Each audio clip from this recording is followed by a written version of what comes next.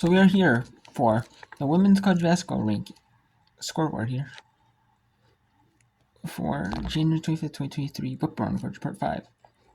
After the Kids Day whip round and the non-Kids Day whip round game in New Jersey at New Central 1 Eastern. We have Florida Eastern at Florida and American. New Florida Max, New the American. They were in Conference USA, I believe. They moved up to the American. 47-42 Eastern, 2 minutes, 1/3. Fairfield, undefeated in MAAC play. The Metroland Athletic Hornets.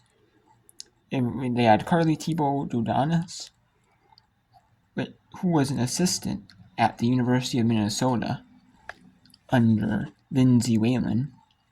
And last year she moved to Fairfield. She was able to get a job at Fairfield. They offered her a contract she couldn't refuse, and she took it,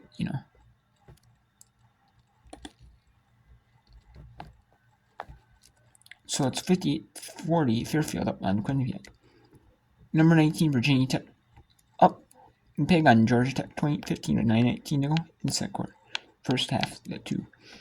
After 1, Duke up 13-9 on number 23 Florida State. Florida State ranked, I think. I think it should have been unranked.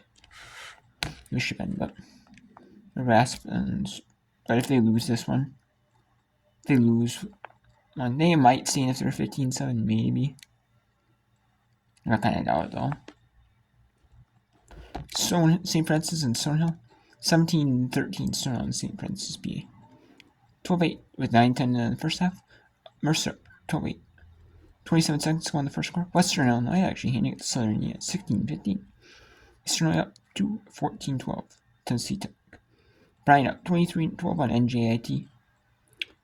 Louisiana and Coastal Carolina is close. No surprise there. In summer play, they're 1 game apart. 13-11. Louisiana Monroe up 23-14 on Arkansas State, 7:54 to go in the first half. 22-7. Binghamton taking it to New Hampshire. That's kind of surprising. They're pretty even.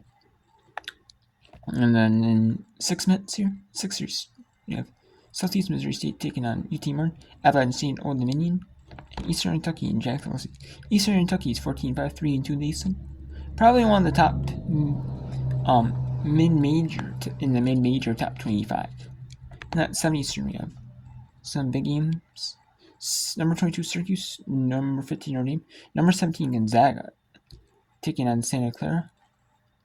Drake trying to see if they stay undefeated. UAB keep their pace in the American. Florida Gulf Coast Lips coming for Eastern play. That's huge. And then we have Chattanooga to stay undefeated in Southern play. And then we have Cleveland State to stay atop. Not the top of the mid-major top 25. That's obviously going to go to the ranked teams in the AP top 25 in order of how they're ranked. But Cleveland State 17-3, 8-1 Horizon, still on top of the mid-major top 25. Near the top there. You see with UAlbany, they're 16-2, 5-0, and American East winner is going to be 6-0. Southeastern Indiana, see if they can stay 7-0 and 1-6. And Houston Christian, big matchup for if Florida International, loses, Western Kentucky could take their spot. So it's gonna be a big one, Then at Eastern we have South Carolina, LSU. Obviously ESPN's gonna have college game day there with the women's college game day crew, which is like their studio crews that they have for halftime shows. They're gonna do it in person there, essentially, and do and have every single one there. They're not just gonna have they have a few here, maybe an AC. The ones that are AC or SC North only, yeah, they'll stay there. But the ones that are that are SEC, that are ESPN, ESPN2, ESPNU for those halftime shows, they'll stay right there. The Miami, North Carolina is a little bit overranked, but their ACC play is holding them in, so. And then we have Robert, see if they can stay atop of the summit. Seeing South Dakota State stay atop of the summit. And then we have a big one in the WAC. See if Austin and Grand Canyon. Grand Canyon is 16-3, in WAC play. They're really good mid-major school. CFS is 12-6, 6-1 wet play. Eastern Washington is 15-3, 5-1 Big Sky play. Northern Arizona is 12-6, 4-1, and Northern Colorado is 9-7, 4-1. Northern Colorado could have lost to Northern Arizona, and maybe one of them lost to Eastern Washington. Maybe probably Northern Arizona, maybe lost to Eastern Washington. Northern Colorado lost to Northern Arizona, so maybe Northern Colorado is the third place. We'll see. And then we have a big one here in Big West place. Hawaii against UC Santa Barbara. 9-7, 6-1 the Big West. And UC Santa Barbara 12-6, 2 to lose. Hawaii has a really tough non-conference. They always play like a good bit of Pac-12 teams.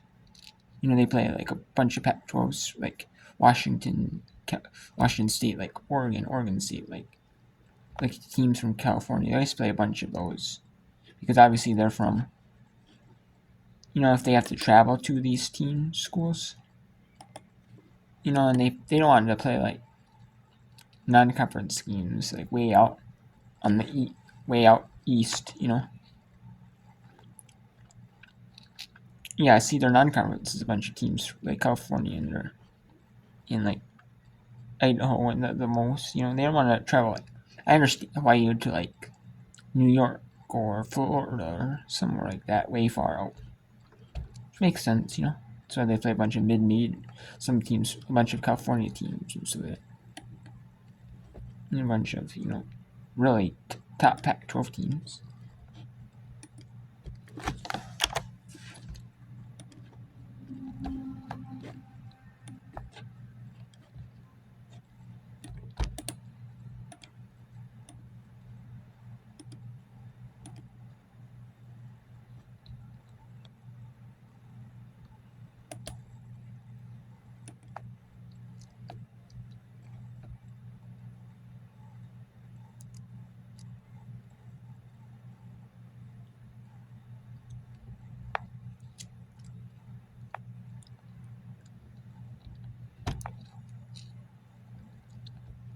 And now we have, after 3 here, we have Eastern at 57 to Florida at 47.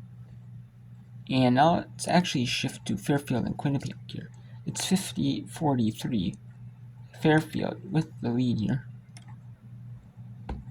Now it's 61-45, so obviously,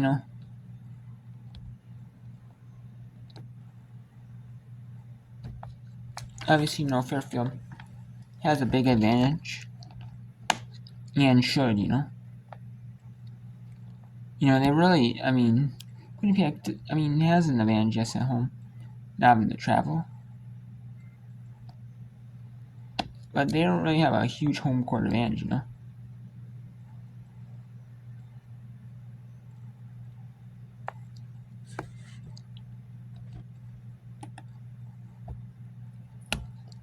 And then you got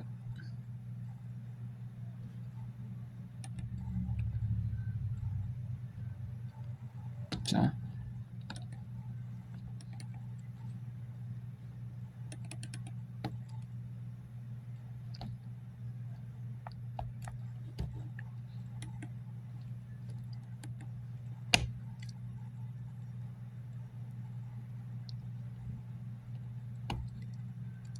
now it's loading here.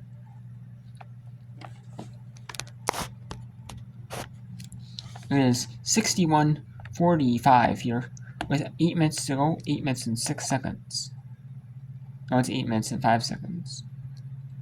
And now in Fairfield is 61-45 to Quinnipiac. 8:05 to go in this fourth quarter. We'll send it to the announcers at Quinnipiac University, where the Fairfield Stags are 61-45 with the Quinnipiac Bobcats.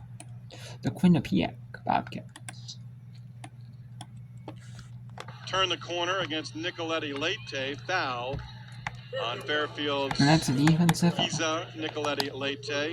Heard her on a podcast this week with JJ Duke, who is on the women's side on their ESPN streaming broadcast for Fairfield at home at their brand new arena.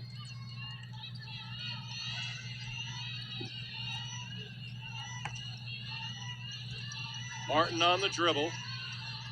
Here is LaBarge. Banks it in. Grace LaBarge off the bench and in double figures with Quinnipiac. She now has 12. Anderson with a really good closeout. LaBarge had to get it up in the air and got it up high enough or it went off the glass.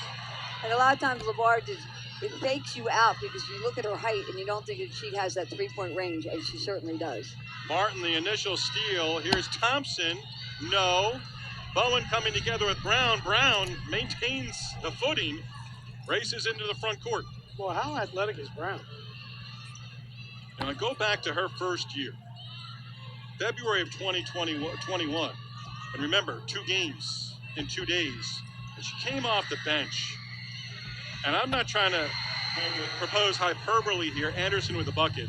But Janelle Brown, I make no bones about it. She has been one of my favorite opposing players over the course of her Fairfield career. Well, I mean, her quickness to the basket, sometimes, you get so taken by that, but she's also a tenacious defender. Bowen, 3 rims out. Brown underneath for the rebound. Pass intended for Anderson. And 2 cornerbacks back on that one, and maybe a safety.